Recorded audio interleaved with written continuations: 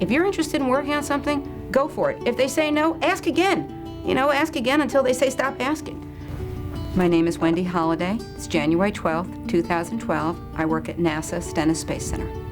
One of the things I've worked really hard to do is to make sure that I fully balanced my career with my home life. And I feel like I fully integrated my home life into my career and my career back into my home life.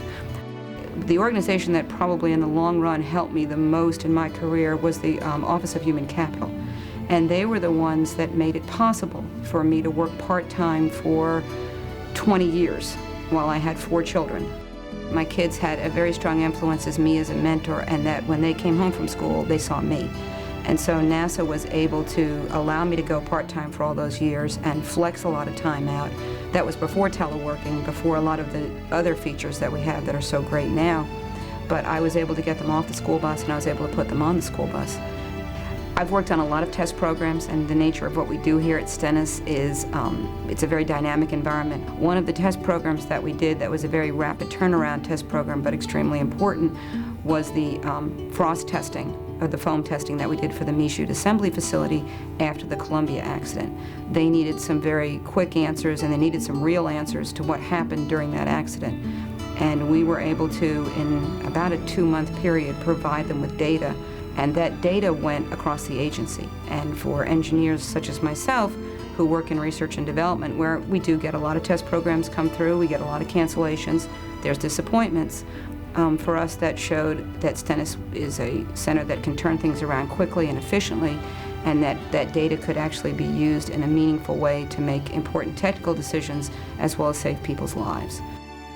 I've done a lot of mentoring in my career, and I've always approached it in a very enthusiastic way. The thing that sticks out for me about FIRST is the success that FIRST has when we mentor students.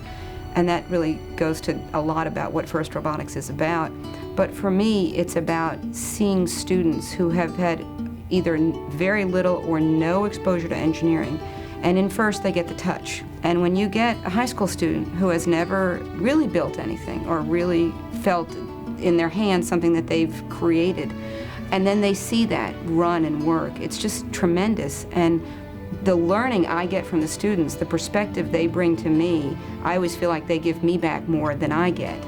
But to watch a student start out, and even the ones who know they want to be engineers, just to see the feeling of accomplishment that they have with FIRST, and how much they grow from the time you start them out, and we're even starting them out at junior FLL now.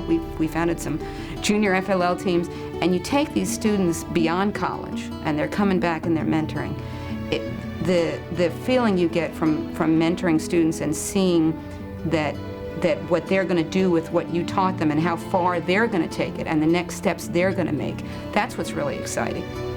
The world's changed a lot for the better, and it's really a great time for women to consider the most difficult career they possibly can.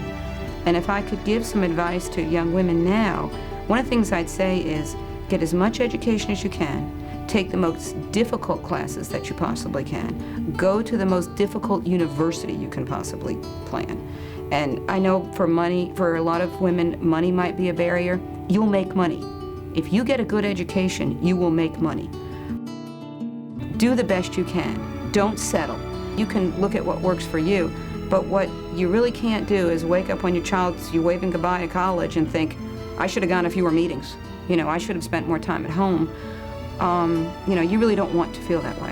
At the same time, you don't want to put them in the college and wave away and say, oh, I don't have any career to go back to. Because work is really a therapeutic thing, even when things aren't going great. It's really therapeutic to have a challenging career or to have a challenging job that you know every day. Even if something went wrong, you can go and say, okay, I'm gonna go to work, and that's a good thing. And you want to feel positive about that. If someone's told you what you should be, well, then you need to think about what you want to be. And I had a lot of people tell me why I shouldn't be an engineer. They were all wrong, or why I couldn't do this, or I couldn't do this, or I couldn't do this. You just keep asking why. If you keep asking why in a nice way and work through the channels that the organization you work for has set up, you'll probably find a way. It's the people that give up, I think, that have the regrets. You really need to take something all the way to ground and see where that leads you.